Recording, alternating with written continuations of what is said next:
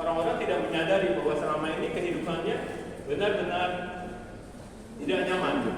Nah, dia harus memberikan kesan pada orang semuanya, pada teman-temannya bahwa dia dalam keadaan baik-baik saja.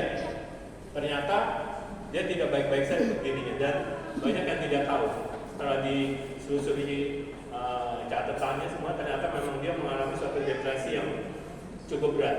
Tapi dia memakai topengnya itu untuk kehidupannya sehari-hari, tersenyum terus. Ternyata di dalam hatinya ada suatu tangisan, crying for help, dia tidak didengar oleh orang lain karena memang dia tidak mau memberitahu.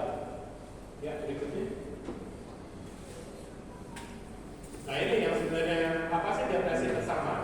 Ya, depresi tersamar itu adalah suatu kondisi di mana kita tidak mengetahui bahwa kondisi kita adalah depresi.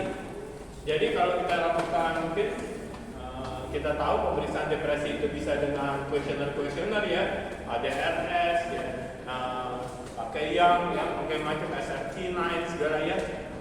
Itu dilakukan tidak akan ditemui, tidak akan didapati, karena kondisi pasien itu adalah baik-baik saja. Ya.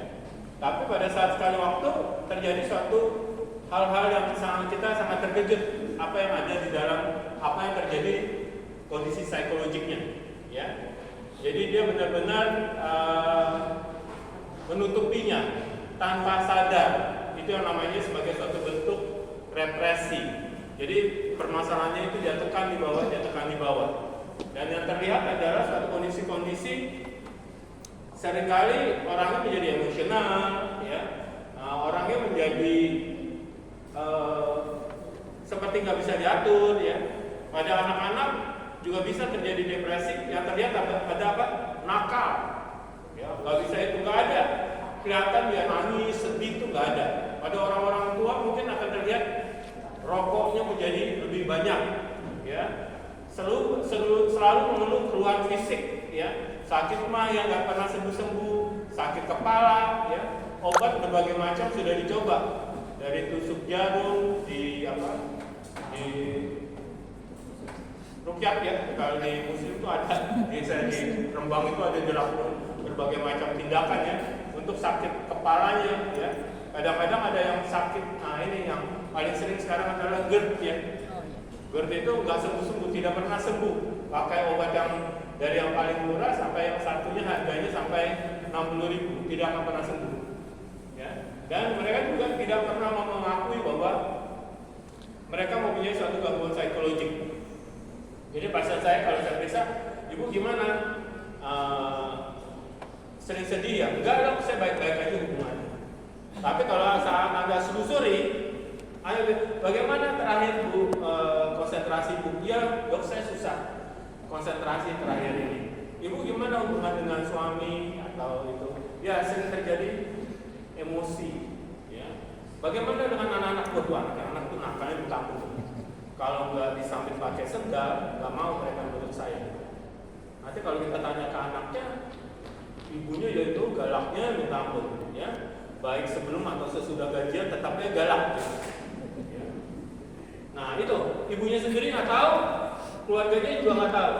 Tapi saat kita selusuri, perlahan-lahan kita namanya dalam bidang kita melakukan analisis ya terhadap kondisi psikologiknya, ternyata didapatilah beberapa gejala yang cukup berat dalam skala depresi, dan biasanya kalau sudah dapat begitu kita siapkan tisu, ya, nangis, ya, baru di situ kita lakukan, dan itu adalah suatu kondisi yang sebenarnya dia mengalami depresi, dan depresi itu sebenarnya ada dua macam, satu adalah yang bersifat endogen, satu yang bersifat reaktif. Endogen itu tanpa apa-apapun terjadi penurunan neurotransmitter di kepala kita, ya. Mungkin ada sesuatu turun, kita menjadi depresi tanpa kita tahu sebabnya. Nah, kalau reaktif itu jelas pemacunya, misalnya dia pernah disakiti oleh seseorang, dia pernah mengalami hal-hal trauma yang hebat, ya, dan dia tidak menyadari itu, dia melakukan represi, ya, itu reaktif. Ada sebabnya. Dan satu lagi adalah yang tadi saya bilang endogen. Nah, perubahan-perubahan tersebut semuanya akan mempengaruhi. Kalau yang endogen itu langsung dari dalam, kalau yang namanya reaktif itu dari luar akan mempengaruhi sistem-sistem neurotransmitter di kepala kita. Neurotransmitter itu akan berubah bisa secara alami atau secara esensial. Kalau secara alami, misalnya ibu dalam kondisi atau bapak dalam kondisi depresi, dengan kita mendengarkan firman Tuhan, berbicara dengan orang-orang yang cocok ya, cocok dalam hal ini bukan masalah kita diceritakan kemudian diceritakan lagi ke orang lain ya. Dengan begitu bisa mempengaruhi sistem transmitter itu. Tapi membutuhkan waktu yang cukup lama ya untuk terjadi perubahan sistem transmitter itu. Konsultasi dengan Pak Pendeta misalnya bisa sampai 10 kali, 12 kali ya. Sedangkan yang namanya kehidupan the show must go on gitu ya. Saat Anda sedang berkonsultasi itu, Anda besok sudah mesti kerja. Dan Anda konsultasi itu, besok Anda sudah harus melanjutkan tugas Anda menyelesaikan skripsi. Nah, kalau menunggu dari luar ke dalam itu terlalu lama, itu bisa ya, ada perlahan ketinggalan lah ya, dia untuk bisa merubah sistem neurotransmitter di kepala untuk bisa menjadi stabil. Maka itu kita berikan obat-obat untuk mempercepat proses perbaikan dari neurotransmitter itu supaya emosinya cepat stabil, dia bisa melanjutkan kehidupannya.